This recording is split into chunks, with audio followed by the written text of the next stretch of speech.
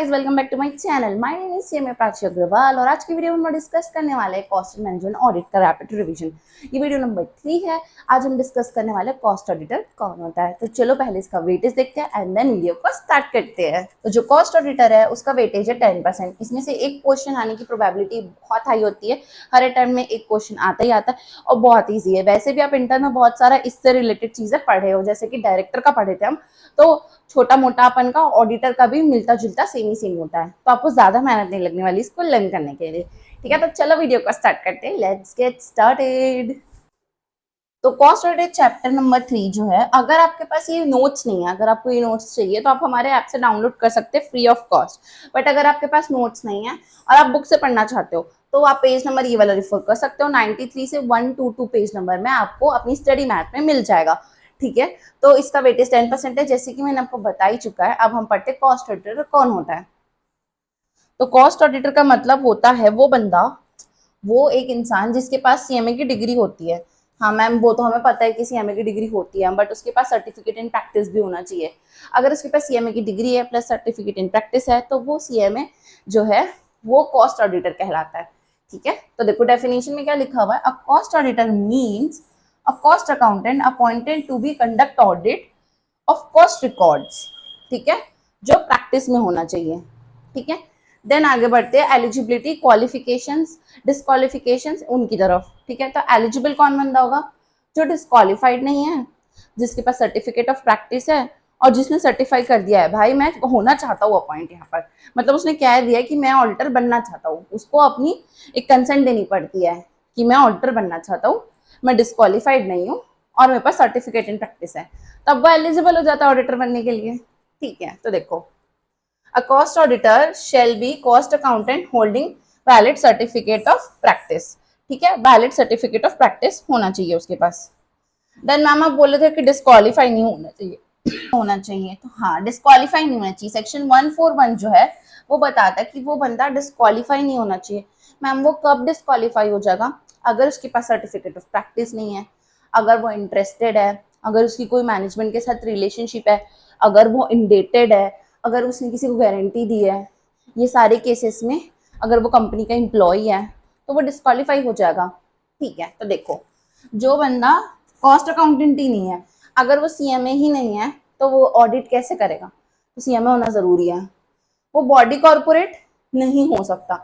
ठीक है, body corporate नहीं हो सकता। अगर वो बॉडी कॉर्पोरेट हुआ तो डिस्क्वालीफाई हो जाएगा। अगर उसको डिस्क्वालीफाई नहीं होना है तो उसको बॉडी कॉर्पोरेट नहीं होना चाहिए वो। ठीक है, एलएलपी हो सकता है बट बॉडी कॉर्पोरेट नहीं हो सकता। इम्प्लॉय ऑफिसर नहीं होना चाहिए। अगर इम्प्लॉय ऑफिसर है तो डिस्क्वालीफाई हो गया ना, इसलिए उसको इम्प्लॉय एंड ऑफिसर नहीं होना चाहिए। पार्टनर एंड रिलेटिव भी नहीं होगा।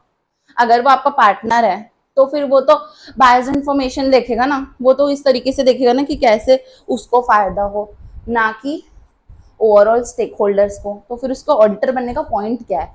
इस वजह से हम ऐसे बंदे को चूज करते हैं जो इंडिपेंडेंट ओपिनियन दे। तो वो कौन नहीं होना चाहिए? Officer, partner, employ. ठीक है, बॉडी कॉर्पोरेट, और वो होना क्या चाहिए? Cost accountant. देन एक इंडेटेड नहीं होना चाहिए, जैसे कि मैंने आपको बताया था। बिजनेस रिलेशंस नहीं होने चाहिए। डायरेक्टर के एमपी भी नहीं हो सकता वो, अभी मैंने बताया ना रिलेशनशिप नहीं होनी चाहिए, तो डायरेक्टर के एमपी भी नहीं होने चाहिए। फुल टाइम एम्प्लॉयमेंट भी नहीं होनी चाहिए उसकी। अगर वो फुल टाइम एम्प्लॉय रहेगा तो फिर काम कैसे का होगा? वो फुल टाइम एम्प्लॉय में तो यही काम करता रहेगा, फिर ऑडिटिंग का काम कब करेगा? और फिर तो वो बायस्ड हो जाएगा ना, तो इस वजह से वो नहीं होना चाहिए। एंड देन कोई भी फ्रॉड नहीं करना चाहिए। ऐसे नहीं कि तुम फ्रॉड करके बैठे और हम तुम्हें ऑडिटर रख ले, नहीं नहीं भाई, हम ऐसे इंसान को रखेंगे जिसने कोई फ्रॉड ना किया हो।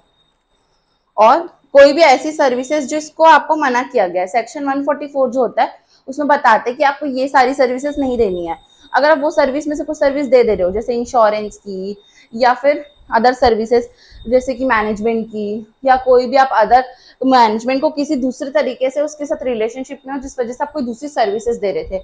अब आप सोचे कि मैं अपना सर्विसेज को एक्सपेंशन करने के लिए ऑडिटिंग भी कर दूं, तो आप यहाँ नहीं कर सकते, कहीं और कर सकते हो।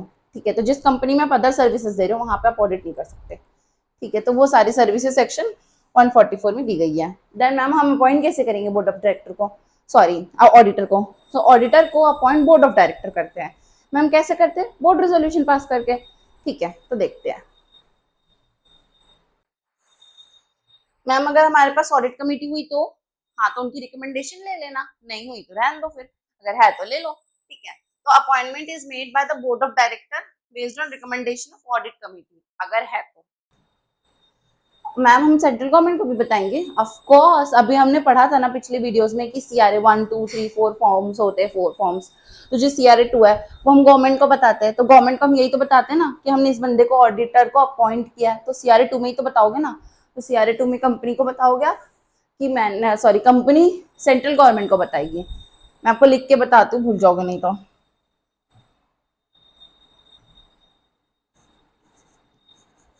कंपनी जो है वो गवर्नमेंट को बताती है कि हमने ऑडिटर अपॉइंट कर लिया है,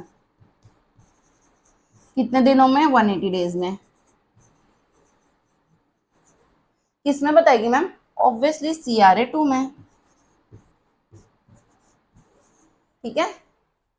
कंपनी सेंट्रल गवर्नमेंट को 180 डेज के अंदर CRA 2 में बताएगी कि हमने ऑडिटर अपॉइंट कर लिया है, ठीक है। देन नेक्स्ट मैम, वो कब जाएगा हमें छोड़ के?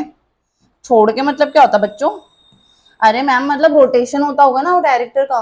हाँ बिल्कुल, रोटेशन तो होता ही है, जैसे डायरेक्टर का रोटेशन होता है वैसे ऑडिटर का भी रोटेशन होता है। तो वो कैसे होता है? देखो, 5 साल के लिए पहले वो काम करेगा, फिर एक बार 5 साल के लिए काम करेगा। जब वो 2 बार 5-5 साल के लिए काम कर लेगा ना, तो फिर उसका कूलिंग पीरियड आ जाएगा 5 साल का। मतलब वो 5 साल काम करेगा, फिर 5 साल काम करेगा, मतलब टोटल 10 साल काम कर लिया। अब क्या होगा कि ना ज्यादा साल एक ही जगह काम करने से ना बहुत रिलेशनशिप मेंटेन होने लग जाती है, अपन अपना फायदा नुकसान देखने लगते हैं। इसलिए ना लीगल रूल्स ये बनाए गए हैं कि आप 10 साल काम कर लेना, आप 5 साल आराम कीजिए, आप कहीं और ऑडिट कर लीजिए, बट यहाँ नहीं कर सकते, ठीक है। तो मैं आपको ड्रॉ करके बताती हूँ। देखो, ये हमारी टाइमलाइन है कि ये फर्स्ट साल वो काम करेगा, देन वो ये फर्स्ट सेकंड 5 साल का टाइम पीरियड, 5 साल का टाइम पीरियड कर सकता है। देन यहाँ पर 5 साल के लिए वो नहीं कर सकता, क्योंकि ये क्या चल रहा है, कूलिंग पीरियड, ठीक है। इस टाइम पीरियड पे वो नहीं करेगा हमारे साथ काम, कहीं और कर सकता है बट हमारी कंपनी में नहीं कर सकता, ठीक है। तो उसको बोलते हैं rotation of cost auditor. Ma'am reappoint कर सकते हैं फिर? हाँ, इसके बाद कर सकते हो तुम। कौन करेगा? Board of director. कैसे करेगा? ऑडिट कमेटी से पूछ के, अगर होगी तो बोर्ड रेजोल्यूशन पास करके। बताएगा किसको? सेंट्रल गवर्नमेंट को। कितने दिन में? 180 डेज में। किसमें? CRA 2 में, ठीक है। अब रेमुनरेशन डिस्कस कर लेते हैं। मैम रेमुनरेशन भी देते हैं उनको, हाँ, तो बिना रेमुनरेशन के कौन काम करता है? तो रेमुनरेशन जो देंगे वो हम ऑडिट कमेटी से पूछ के देंगे, अगर होगी तो। नहीं हुई तो हम शेयर होल्डर से पूछ के देंगे। देखो, सबसे पहला हक शेयर होल्डर का होता है, तो शेयर होल्डर से पूछ के हम रेमुनरेशन देते हैं ऑडिटर को। अगर ऑडिट कमेटी तो उनसे भी पूछ लेंगे, नहीं है तो क्या करेंगे? नहीं पूछेंगे, बोर्ड रेजोल्यूशन पास करके बोर्ड मीटिंग में रेमुनरेशन डिसाइड हो जाएगी, ठीक है। ये लिखा है, determined by members, recommending by the board and audit committee, ठीक है। हम निकालेंगे कैसे उसको? देखो, अगर आपको लगता है कि कोई कॉस्ट ऑडिटर्स को निकालना है हमें कंपनी से बाहर, मतलब रिमूवल करना है, तो उस केस में बोर्ड रेजोल्यूशन पास करके बोर्ड ऑफ डायरेक्टर जैसे उसको अपॉइंट किए थे वैसे उसको रिमूव कर देंगे। बट जब रिमूव करेंगे तो उस टाइम पे ध्यान रखना है कि वो रीजन देंगे कि हमने इसको क्यों रिमूव किया है। और जो बेचारा ऑडिटर है, हो सकता है कि वो बेचारा हो, जरूरी नहीं है बट हो सकता है, तो अगर वो बेचारा ऑडिटर है या नहीं भी है, तो भी जो हमारे लीगल रूल्स है वो ये कहते हैं कि उनको अपॉर्चुनिटी ऑफ बीइंग हर्ड दिया जाएगा। मतलब हम उनकी बात एक बार सुनेंगे कि आपको अगर कुछ कहना है, जैसे एक अंतिम इच्छा होती है ना, वैसे उसको एक मौका दिया जाएगा कि चलो ठीक है, आप बोल दो अगर आपको कुछ बोलना है तो, ठीक है। तो रिमूवल कैसे होता है? कॉस्ट ऑडिटर जो रहेगा वो रिमूव हो जाएगा। अगर उसका रिमूवल तभी होता है ना जब वो अपना टाइम खत्म होने से पहले निकलता है, टाइम खत्म होने के जाने के बाद उसको रिटायरमेंट बोलते हैं। रिमूवल तब होता है जब उसका टाइम पीरियड था बट उसको बीच से निकाल दिया गया, ठीक है। तो फिर अपॉर्चुनिटी ऑफ बीइंग हर्ड दिया जाएगा और रीजन रिकॉर्ड किया जाएगा कि उसको क्यों निकाला जा रहा है, ठीक है। देन राइट्स पढ़ेंगे अब अपन। ऑडिटर को किस किस चीज का हक है? तो ऑडिटर को ये हक है कि वो कोई भी बुक्स ऑफ अकाउंट को एक्सेस कर सकता है, किसी भी मैनेजमेंट के बंदे को बोल सकता है, क्वेश्चन पूछ सकता है। मैम ऐसे क्यों राइट्स दिए गए? क्योंकि देखो यार, ऑडिट मतलब क्या करते हैं? चेक करना होता है, इंडिपेंडेंट चेकिंग करते हैं, एग्जामिनेशन लेते हैं रिकॉर्ड्स का, ठीक है। तो रिकॉर्ड जो बनाया है अगर हमको नहीं समझ में आ रहा तो हम उसी से पूछेंगे ना जिसने रिकॉर्ड बनाया है, तो वो बताएगा हमको क्या प्रॉब्लम है। तो हमारे पास क्या है कि हम वो बुक्स ले सकते हैं क्योंकि हमको उसी को चेक करना है। वो जिसने बनाया उससे ही तो पूछेंगे ना, कुछ नहीं समझ में आएगा तो उससे पूछ भी सकते हैं, ठीक है। तो देखो, कॉस्ट ऑडिटर जो रहेगा वो एक्सेस कर सकता है books of accounts and vouchers को, कोई भी इंफॉर्मेशन एक्सप्लेनेशन मांग सकता है और जनरल मीटिंग अटेंड कर सकता है, बट उसके पास वोटिंग राइट्स नहीं होती। आपसे, आप जो ऑडिटर हो, आप एक इंडिपेंडेंट आदमी हो, तो आप जा सकते हो जनरल मीटिंग में, सुन सकते हो बैठ के, पर आप वोट नहीं दे सकते, ठीक है, सुन सकते हो पर। देन नेक्स्ट है duties of cost auditor. Duties, वो क्या काम करेगा? अरे भाई, उसको तो हम रिपोर्ट बनाने के लिए रखे हैं ना, रिपोर्ट तो बनाएगा ही। तो कॉस्ट ऑडिटर क्या करता है? रिपोर्ट बनाता है। रिपोर्ट बनाएगा। मैम रिपोर्ट कैसे बनाएगा? ऑडिटिंग स्टैंडर्ड को ध्यान रखते हुए। दो स्टैंडर्ड्स पढ़ाया था मैंने, accounting, auditing. Accounting management follow करता है, ऑडिटिंग ऑडिटर फॉलो करता है। तो जब वो रिपोर्ट बना रहा है तो ऑडिटिंग स्टैंडर्ड्स को ध्यान में रखते हुए ही तो बनाएगा ना। तो देखो, प्रिपरेशन करेगा, रिपोर्ट बनाएगा, और ध्यान में क्या रहेगा? ऑडिटिंग स्टैंडर्ड्स, ठीक है। और वो ये ध्यान रखेगा कि अगर कभी भी ऐसी कोई प्रॉब्लम आती है जिसमें उसको पता चल जाता है कि कहीं पे फ्रॉड हो रहा है, तो उसको तुरंत बोर्ड को और सेंट्रल गवर्नमेंट को बताना पड़ता है कि फ्रॉड हो गया है। ये उसकी ड्यूटी है, इससे वो भाग नहीं सकता, नहीं तो उसको पनिशमेंट मिलेगी, ठीक है।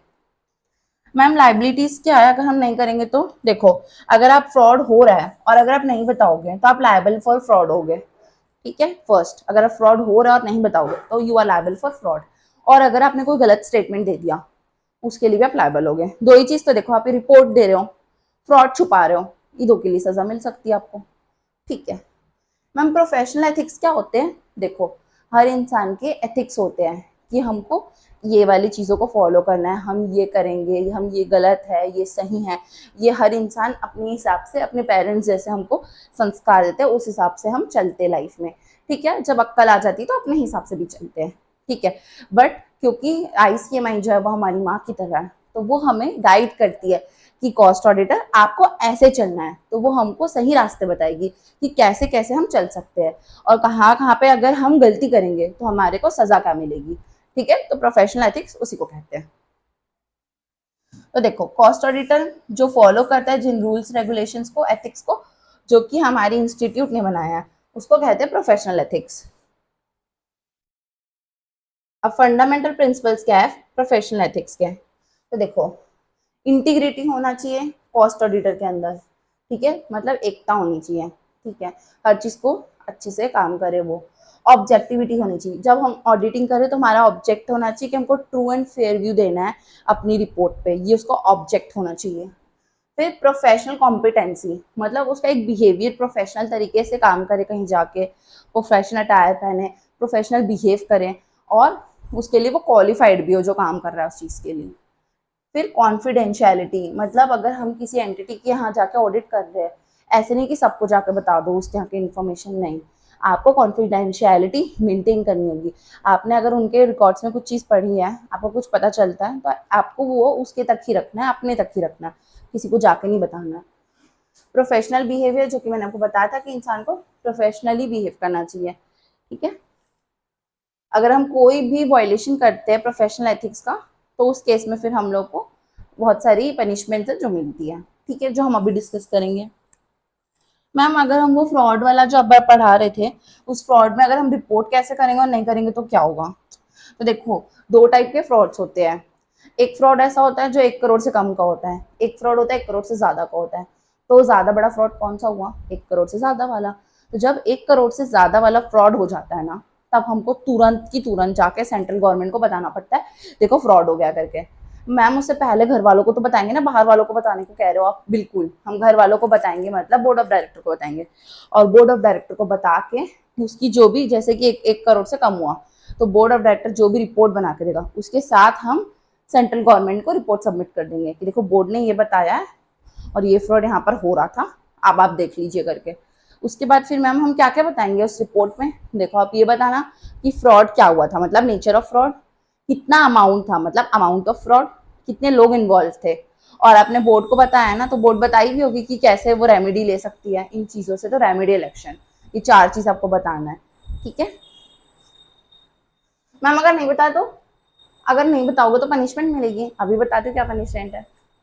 देखो, पहले हम ड्यूटीज पढ़ लेते हैं। कॉस्ट ऑडिटर रिपोर्ट करेगा कोई भी फ्रॉड अगर 1 करोड़ से या 1 करोड़ से ज्यादा होगा सेंट्रल गवर्नमेंट को, ठीक है, ADT 4 में। अगर 1 करोड़ से कम है तो ऑडिट कमेटी अगर होगी तो उनको बताएगा, नहीं होगी तो बोर्ड को बताएगा। नहीं बताने से उसको पीनल एक्शन को झेलने पड़ेंगे। हाँ, बट अगर गुड फेथ में तो सजा नहीं मिलेगी, बट अगर जानबूझ के नहीं बता रहे हो तो सजा मिलेगी। अब पनिशमेंट क्या मिलेगी? तो देखो यार, जेल जाना पड़ेगा, सोच लो अभी से। कभी भी फ्रॉड देखे तो छुपाना नहीं है, देखो जेल जाना पड़ेगा मिनिमम 6 साल के, 6 महीने से 10 ईयर्स के लिए। 6 महीने से लेके 10 साल के लिए आपको सजा हो सकती है अगर आप फ्रॉड नहीं बताते हो तो। और अगर आपको पता है पब्लिक इंटरेस्ट में होता है तो 3 साल से लेके 10 साल तक की सजा होती है। ठीक है, तो अगर पब्लिक इंटरेस्ट में 3 साल से लेके 10 साल तक की सजा होती है, और अगर पब्लिक इंटरेस्ट में नहीं है तो 6 मंथ से लेके 10 ईयर्स तक की सजा होती है। ये टेन्योर है, इनके बीच में होती है। ठीक है, और अगर मैम पैसे वैसे नहीं लगते, पैसे भी लगेंगे। कितने लगेंगे? देखो, जो भी आपने फ्रॉड किया है वो अमाउंट, या फिर 3 टाइम्स, मतलब मिनिमम उतना जितना आपने फ्रॉड किया, और मैक्सिमम 3 गुना जितने का आपने फ्रॉड किया है। ठीक है, अब punishment of false statement. Ma'am मैंने ना रिपोर्ट गलत बना दी, गलती से बना दी गलत, ये कैसे भी बना दी गलत, मैंने रिपोर्ट तो गलत बना दी, इंसान है, गलती हो जाती है। ठीक है, तो आपने गलत बना दी जानबूझ के, अगर नोइंगली अगर आपने जानबूझ के बना दिया है तो उस केस में 447 की जो भी पनिशमेंट्स होगी वो आपके ऊपर एप्लीकेबल हो जाएगी। ठीक है,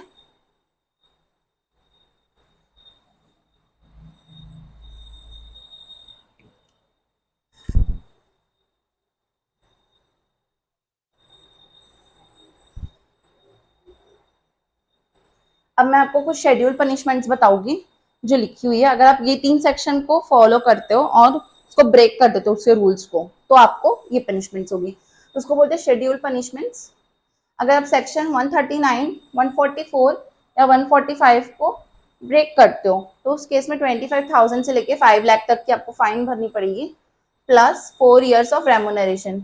जितना भी आपका रेमुनरेशन होगा उसका 4 गुना आपको फाइन भरना होगा, या फिर जो लिमिट दी गई 25,000 टू 5 लाख की, अगर आप ये 3 सेक्शन कंट्रावीन करते हैं तो। ठीक है,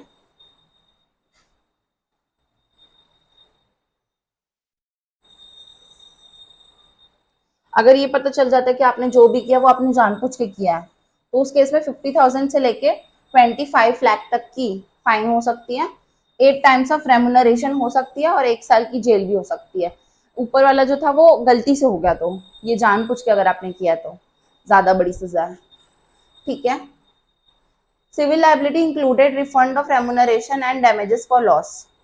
ठीक है, अगर सिविल लाइबिलिटी रहेगी तो उस केस में आपको रेमुनरेशन रिफंड करना पड़ेगा, और कोई भी डैमेजेस अगर आपने पहुंचाए हैं तो उसको आपको भरने पड़ेंगे, भरपाई करनी पड़ेगी। Liability for cost audit firms, अगर फर्म्स हैं तो उस केस में ज्वाइंटली जितने भी पार्टनर्स गिल्टी होंगे वो सब पे सब लाइबल हो जाएंगे। एडिशनल पॉइंट्स मैंने आपको बता चुका है, नेचर ऑफ फ्रॉड बताना है, अमाउंट ऑफ फ्रॉड बताना है, पार्टी इन्वॉल्व बताना है, और जो बोर्ड रिपोर्ट रहेगी वो क्या बताएगी? ये 3 चीज तो बताएगी, उसके साथ साथ वो बताएगी कि कैसे इसको ठीक कर सकते हैं। This was all about this chapter. ये चैप्टर का वेटेज 10% है।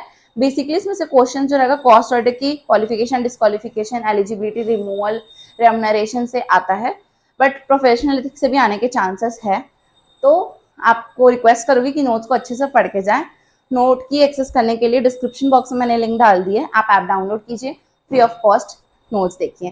Thank you so much for watching this video, और अपने फ्रेंड्स के साथ शेयर करना मत भूलना। Please like, share and subscribe. Bye guys.